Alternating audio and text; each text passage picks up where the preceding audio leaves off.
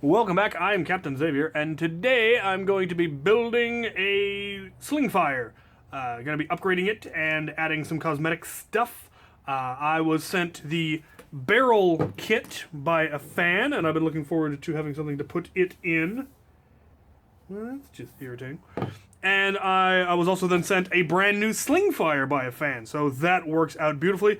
And then Banggood sent me a spring upgrade kit for the Slingfire because they had one available and I grabbed that. So all of this together should go together to make a decent Slingfire. I'm looking to do one for kind of a Wild West kind of a cowboy gunslinger loadout. Unfortunately, one of the reasons I wanted to get my shops cleaned was because things were getting slightly ruined by being too messy. And there are, in fact, some areas that these got hit by paint accidentally because they were too close to the painting table. And yeah, so wasn't planning to repaint the barrels originally, but now I'm gonna need to.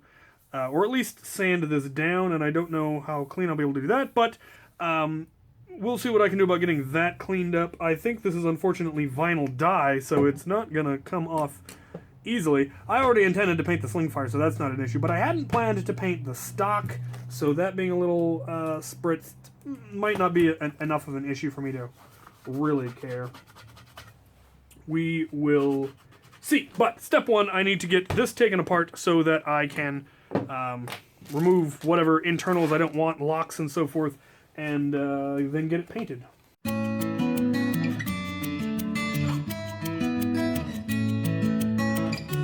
Alright, I was able to clean up the barrel just using first 600 grit sandpaper and then going over it with 1000 grit. I was able to take off the paint and not mar the finish. So, that's lovely! We got the first coat going on the shell. We won't actually need these parts for this, but I have plans for them. Alright, in the meantime, we should be able to install the new internals, which include a new catch spring, which is nice and beefy.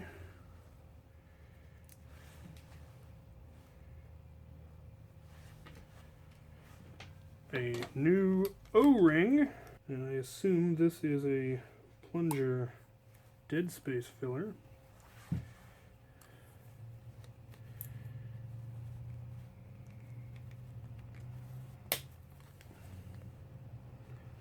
Yeah. Lovely. And lubricant.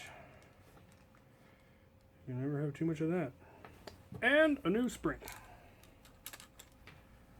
Fantastic.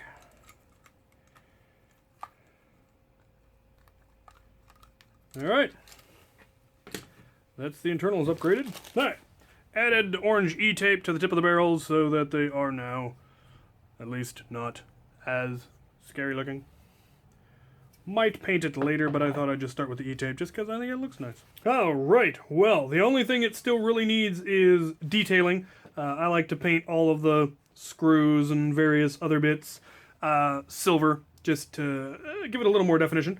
But I have painted the main things, painted the end of the stock orange, and I will be doing an actual proper wrap here, and so the little bit of speckles that showed through here isn't going to bother me. But now we need to redo the internals and put it all back together.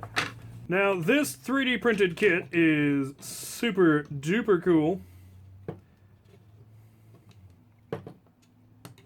It's pretty much drop in. It replaces the original barrel section that would have gone there, as well as this faux wrap stuff and the forward carry handle. All of that gets removed.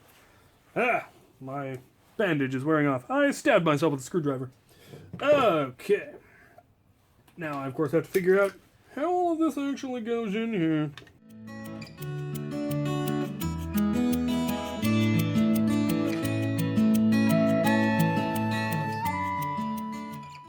Now, I'm not sure if it's absolutely necessary, but I'm not going to risk it.